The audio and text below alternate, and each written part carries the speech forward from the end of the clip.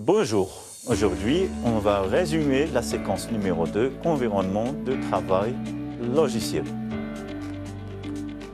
Alors, comme vous savez, et mentionné dans la séquence précédente, séquence 1, un ordinateur est composé de deux parties, la partie matérielle et la partie logicielle. La partie matérielle inclut les composants de l'ordinateur comme la carte mère, le microprocesseur, la RAM, le disque dur, etc. Tandis que la partie logicielle englobe les différents programmes qui permettent d'exploiter l'ordinateur ainsi que les pilotes et le système d'exploitation. En effet, un système d'exploitation agit comme une interface entre les utilisateurs et le matériel informatique. Son rôle principal est de gérer les ressources matérielles comme le processeur, la RAM, les périphériques d'entrée-sortie et de fournir des services aux programmes applicatifs. Un système d'exploitation, normalement, est constitué de 4 éléments essentiels qui travaillent ensemble pour fournir une interface utilisateur conviviale, gérer les ressources du système et permettre aux applications de fonctionner efficacement. Il s'agit notamment du noyau. Le noyau, c'est la composante centrale d'un système d'exploitation qui assure des fonctionnalités principales. Pour des raisons de sécurité, il n'est pas possible d'accéder directement au noyau, mais il est donné à l'utilisateur avec d'autres éléments. Par exemple, l'interface de programmation d'application ou bien API. Les API sont des ensembles de règles et de protocoles qui permettent aux applications de communiquer avec le système d'exploitation. Ces API facilitent le développement d'applications pour les développeurs en offrant des fonctionnalités prêtes à l'emploi pour accéder aux fonctionnalités du système. Un autre élément, c'est l'interface graphique, ou bien GUI. Les GUI permettent aux utilisateurs d'interagir avec le système d'exploitation à l'aide d'éléments graphiques, comme vous voyez dans l'écran, avec la souris, tels que les fenêtres, les boutons et des menus. Cela rend l'utilisation du système d'exploitation plus simple, convivial et intuitif. Un autre élément qui compose le système d'exploitation, ce sont les commandes. Les commandes, en effet, permettent aux utilisateurs avancés d'interagir avec le système d'exploitation via un terminal. Cela nécessite d'avoir des connaissances approfondies sur l'utilisation des systèmes. Ils peuvent exécuter des tâches avancées et contrôler le système en écrivant des commandes spécifiques. On doit noter ici que les opérations qu'on peut effectuer avec les interfaces graphiques, on peut les effectuer aussi avec les commandes. En effet, le noyau d'un système d'exploitation est une composante essentielle qui assure plusieurs fonctions vitales pour le fonctionnement global du système. Ici, on va détailler les rôles et expliquer chaque fonctionnalité principale du noyau. Premièrement, vous avez la gestion des processus. Le noyau gère l'exécution des processus sur le système. Il attribue des ressources aux processus, les démarre, les suspend, les reprend et les arrête selon les besoins. Il garantit également que les processus s'exécutent de manière efficace et équitable. Vous avez aussi l'utilisation et la gestion des ressources de l'ordinateur.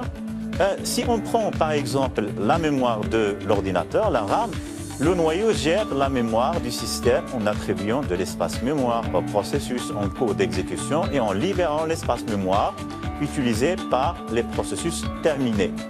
Le noyau garantit également que la mémoire RAM est utilisée de manière optimale pour éviter les problèmes de fragmentation et de manque de mémoire.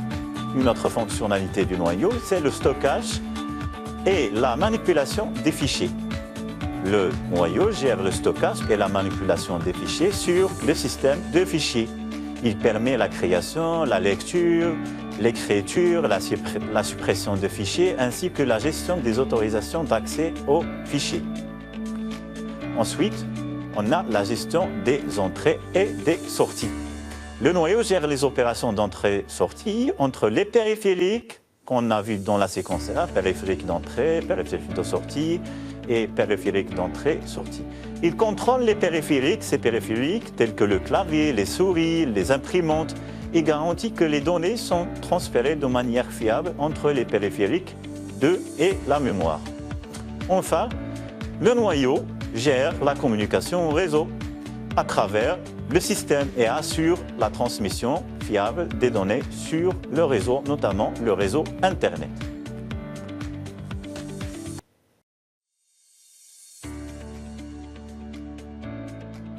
Bonjour. Dans cette vidéo, nous allons explorer les différentes étapes d'évolution des systèmes d'exploitation. Notre vie quotidienne en est devenue indépendante. Les systèmes d'exploitation sont indispensables pour le fonctionnement de nos ordinateurs, nos portables, bref, les appareils et les infrastructures que nous utilisons tous les jours. Cependant, comme tout le reste, ils n'ont pas toujours été là. Les systèmes d'exploitation ont eu une origine et une histoire qui, comme ils ne pouvaient pas en être autrement, sont étroitement liés au développement de l'informatique humaine. Cette capsule, nous verrons très brièvement comment les premiers systèmes d'exploitation ont été et comment ils se sont développés au fil du temps. On peut très schématiquement distinguer trois phases dans l'histoire des débuts des systèmes d'exploitation. Les premiers ordinateurs étaient des instruments d'expérimentation pour les chercheurs. La question de l'efficacité ne se posait guère et les utilisateurs devaient apprendre à mettre au point leur programme au contact direct de la machine. C'est pour cela que nous appelons cette phase la phase de préhistoire, car l'accès à un ordinateur se faisait en accès direct sans présence d'un système d'exploitation. Les premiers ordinateurs n'avaient pas à proprement parler de système d'exploitation. Cette situation dura de 1949 avec les premières machines à programme enregistrées jusqu'en 1956. Les premières machines à calculer étaient construites à l'aide des tubes à vide. Tubes électroniques, c'est une espèce de grosse lampe. Ces machines, énormes, remplissaient des salles. Elles sont moins rapides qu'une calculatrice de nos jours. Toute la préparation se faisait manuellement et les entrées-sorties sont très limitées. Le programmeur opère avec la machine par interaction directe. Il devait faire ainsi beaucoup de manipulations qui étaient trop lourdes. Tandis que le constructeur de la machine est celui qui fait également la conception, la programmation, et en plus, c'est lui qui opère directement sur cette même grosse machine. Cette situation a duré jusqu'à 1965, l'année de l'apparition des transistors. C'est véritablement le début des systèmes d'exploitation en tant que tel, avec l'apparition des cartes perforées, qui sont des programmes que nous pouvons charger et décharger en entrée-sortie de l'ordinateur. Il y a une séparation des rôles ici. Il y a le programmeur qui fabrique les cartes perforées, les programmes. Ces cartes étaient regroupées sous forme de travaux en lot, on dit aussi batch. Et il y a l'opérateur qui charge et décharge physiquement ces cartes dans l'ordinateur. Les principaux périphériques des ordinateurs des années 1950 étaient les lecteurs de cartes perforées, les imprimantes et l'unité centrale. Le système d'exploitation gérait alors la mémoire de l'ordinateur, les processus, c'est-à-dire les programmes chargés en cours d'exécution, et ces fameux entrées-sorties, c'est-à-dire la lecture des cartes et l'écriture des résultats via les imprimantes sur ce que nous appelons des listiers. L'opérateur va trier pour qu'enfin le programmeur pourra récolter le résultat de l'exécution après plusieurs heures d'attente. Avec le traitement par l'eau, l'exploitation devient de plus en plus efficace, certes, mais l'utilisateur a perdu tout contrôle sur l'exécution de ses programmes. Il se contente de déposer son travail au guichet du centre de calcul pour y récupérer les résultats quelques heures plus tard. Et tant pis pour lui si une erreur typographique mineure a arrêté la compilation. Il va devoir corriger et recommencer. Et la solution passe alors par le partage d'un ordinateur entre une communauté d'utilisateurs simultanés. C'est ainsi que le temps partagé allait naître. Les premiers systèmes de temps partagé furent développés au début des années 60. Le pionnier fut CTSS, qui fonctionnait en 1961 sur un ordinateur IBM 7094. Le principe du temps partagé est simple. Il s'agit de tirer parti des différences de vitesse entre un ordinateur qui travaille à la milliseconde et un humain dont le temps d'interaction est de plusieurs secondes. L'ordinateur fonctionnait alors comme un grand maître d'échelle, jouant des parties simultanées. Lorsqu'il a traité la requête d'un utilisateur, il passe à celle de l'utilisateur suivant, puis à un autre, et ainsi de suite.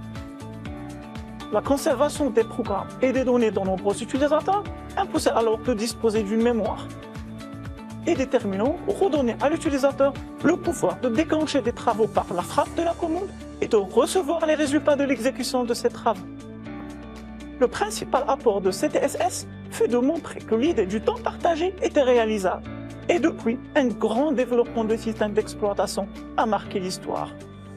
Mais les phénomènes marquants dans les années 70 est la large diffusion des ordinateurs personnels à la suite de la réalisation des premiers microprocesseurs, qui est un processeur miniaturisé qui tient dans un seul circuit intégré. Il gère l'exécution des instructions de l'ordinateur.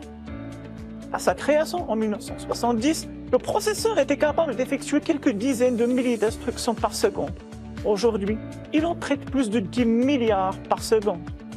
C'est ainsi qu'à partir de 1977, les ordinateurs tout montés devinrent prédominants. En 1981, la société IBM, consciente de l'importance croissante de l'informatique individuelle, mettait sur le marché l'ordinateur PC, Personal Computer. IBM s'est mis à la recherche d'un système d'exploitation alors qui pourrait effectivement fournir à IBM pour le lancement de l'IBM PC. C'est ainsi que IBM fait appel à la société Microsoft, récemment créée par Bill Gates et Paul Allen, qui ont créé en 1979 le système MS-DOS. Il s'agit d'un système fonctionnant en mode réel, monotâche et mono-utilisateur, et il est équipé par défaut d'une interface en ligne de commande, mais qui marqua le début de la fortune de Microsoft. Des années 1980 au début des années 1990, il a été le système le plus utilisé sur compatible PC, avant d'être progressivement remplacé par des systèmes d'exploitation plus évolués, notamment Windows.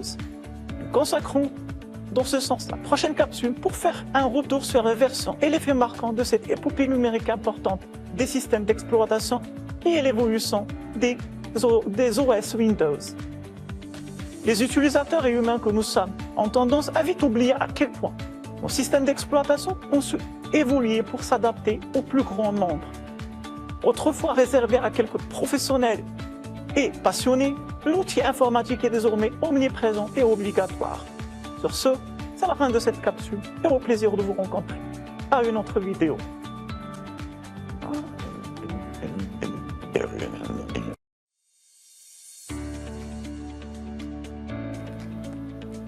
Bonjour. Depuis son apparition, Windows n'a cessé de monter en popularité auprès du public. Avec une grande part de marché, Windows est le système d'exploitation le plus utilisé au monde. Et cela n'a pas été du tout repos pour Microsoft. Dans cette capsule, nous allons faire un retour sur les systèmes Windows qui ont marqué les dernières décennies. Tout commence dans les années 1970. Au bureau, on utilisait des machines à écrire. Rares sont ceux qui ont entendu parler de micro-ordinateurs. Mais deux passionnés d'informatique, Bill Gates et Paul Allen, comprirent que l'avenir passera par l'ordinateur personnel. L'histoire alors commence en 1975 au Nouveau-Mexique aux États-Unis. C'est là que les deux amis d'enfance fondent la société Microsoft. Les jeunes entrepreneurs développaient au départ des programmes pour le compte d'autres sociétés. Ce qui commence comme une expérience menée par deux étudiants devient progressivement le programme le plus influent de l'histoire de l'informatique. En juin 1980, Gates et Allen embauchent Steve Ballmer, un autre camarade d'études. Et en 1981, la petite équipe lance MS-DOS, signifiant Microsoft Disk Operating System. Le système d'exploitation textuelle a été livré avec tous les PC IBM de l'époque, grâce à un accord intelligemment conclu par Gates. En effet, le coup de génie de Microsoft est de vendre son logiciel à IBM non pas à un prix fixe, comme cela se faisait couramment à l'époque, mais en réclamant un pourcentage sur chacune des ventes de PC équipés de MS-DOS. Avec MS-DOS, Microsoft propose un système d'exploitation fonctionnant intégralement et exclusivement en ligne de commande. Il n'est ici question d'interface graphique. Tout se faisait au clavier avec des commandes. Afin de rendre l'utilisation du MS-DOS tout public grâce à une accessibilité plus visuelle, Windows 1 naît en 1985, presque intégralement développé par Bill Gates. Lors de sa sortie, Windows fait beaucoup parler, notamment car le système s'appuyait beaucoup sur l'utilisation de la souris. D'ailleurs, pour aider les nouveaux utilisateurs à se familiariser à l'usage de cette souris, le jeu Reversi a été intégré dans l'interface de Windows 1. La première version de Windows comprenait notamment des logiciels comme Paint, Percolator, Notepad Airwrite, l'outil de traitement de texte. Et depuis son apparition, Windows n'a cessé de monter de plus en plus en popularité. Nous continuons cette capsule par faire un retour sur la version et l'effet marquant de cette épopée numérique importante des systèmes d'exploitation. En 1990, débute le succès pour Windows avec l'arrivée de Windows 3, qui s'est imposé notamment grâce à la gestion des lecteurs CD-ROM et cartes son. Un énorme pas en avant pour l'époque qui permet enfin à Microsoft de rivaliser avec Apple. Windows 3 signe également l'arrivée du fameux jeu du solitaire. Réel tournant dans le monde de l'informatique, Windows 95 sort le 24 août en 1995. Immense renouveau graphique, c'est avec cet OS que Microsoft introduit la barre des tâches, le menu démarrer et la corbeille. Mais c'est avec Windows XP, sorti en 2001, que Microsoft commence à marquer les esprits avec son fameux fond d'écran, qui est considéré comme l'une des photos les plus vues au monde. XP pour Experience veut se démarquer grâce à une interface moins rigide, une sécurité accrue et beaucoup de nouvelles fonctionnalités comme le service de bureau à distance. Après 6 ans, Windows Vista fait son arrivée dans le monde en 2007. Vista serait un système révolutionnaire et plus sécurisé que son prédécesseur, le XP, très critiqué sur ce sujet. L'anticipation était à son comble pour les utilisateurs qui ont malheureusement été vite déçus à la sortie de l'OS. Ainsi, suite au rapport attestant que Vista n'était pas aussi sécurisé que Microsoft l'avançait, ont contribué au désintérêt du public qui a rapidement su retourner auprès de Windows XP. Windows 7, baptisé simplement 7, dès son apparition en 2009. Après l'échec de Vista, Microsoft repense ses priorités pour se concentrer sur la sécurité et sur la satisfaction utilisateur. En 2015, Windows 10 a bien évidemment apporté son lot de nouveautés avec Cortana et surtout le Microsoft Edge. Il devait être la nouvelle identité de Microsoft, une approche en tant que service qui serait maintenue par des mises à jour annuelles majeures et gratuites. Top 2 pour Windows 11 sorti en 2021. Eh bien, principalement un renouveau graphique et pour la première fois, un système d'exploitation Microsoft offrira la possibilité d'installer des applications Android. Le cloud, c'est le futur. Vous connaissez peut-être Microsoft 365, anciennement nommé Office 365, qui est l'abonnement mensuel ou annuel à la suite Office stockée dans le cloud. Ou peut-être SHA-2, c'est-à-dire les offres de cloud gaming qui vous permettent de profiter des derniers jeux vidéo avec seulement une connexion Internet. Windows 365, c'est le même principe, mais pour un système d'exploitation. Au fil du temps, et alors que les appareils électroniques ont révolutionné notre façon de vivre, Windows a une place toujours prépondérante sur nos ordinateurs, à défaut d'avoir réussi à percer les smartphones. Reste à savoir quelle position tiendra Windows dans le futur marché du Cloud OS, voire même du Metaverse, qui semble bien être l'avenir de nos vies en ligne. Sur ce, à la fin de cette capsule et au plaisir de vous rencontrer à une autre vidéo. Alors, nous avons vu dans la capsule précédente que l'ordinateur est composé du matériel. Sur le matériel, on installe le système d'exploitation qui agit comme une interface entre l'utilisateur et le matériel. Bien sûr, l'utilisateur peut utiliser les logiciels. En pratique, il existe plusieurs types et exemples de systèmes d'exploitation. Il y a le système Windows, qui a commencé depuis l'année 1985 jusqu'à aujourd'hui. La dernière version, c'est la Windows 11. Il y a le système Mac OS. Mac OS a commencé depuis 1989 jusqu'à aujourd'hui. La dernière version, c'est Mac OS Express. Il y a aussi le système d'exploitation Linux. Donc, pour le système Windows, système Mac OS, ce ne sont pas des logiciels ou bien des systèmes gratuits, mais le système d'exploitation Linux est gratuit, ce qui veut dire que n'importe qui peut l'exécuter, étudier, même modifier et redistribuer le code source, ou bien même vendre des copies du code modifié. Exemple de Linux, il y a Linux, Ubuntu, Red Hat, Fedora. Pour les systèmes d'exploitation mobile, il y a aussi le système iOS et le système Android. iOS, c'est le système d'exploitation mobile développé par Apple pour les tablettes iPhone, iPad, iPod, etc. Android, c'est un système d'exploitation mobile open source développé par Google. Il est utilisé par de nombreux fabricants de smartphones et de tablettes. Et comme ça, on offre une grande variété de fonctionnalités et une flexibilité pour les utilisateurs et les développeurs d'applications. Il faut noter que chaque système d'exploitation, que ce soit Linux ou bien macOS ou bien Windows, chaque système a sa propre présentation et son système, son ergonomie et un impact sur l'utilisation des logiciels. Et comme ça, vous avez remarqué certainement que certains logiciels ne peuvent être installés et utilisés que sur ces systèmes. Par exemple, Linux a ses propres programmes, OS a ses propres programmes, ainsi de suite. Maintenant, on va simuler le processus d'impression d'un document.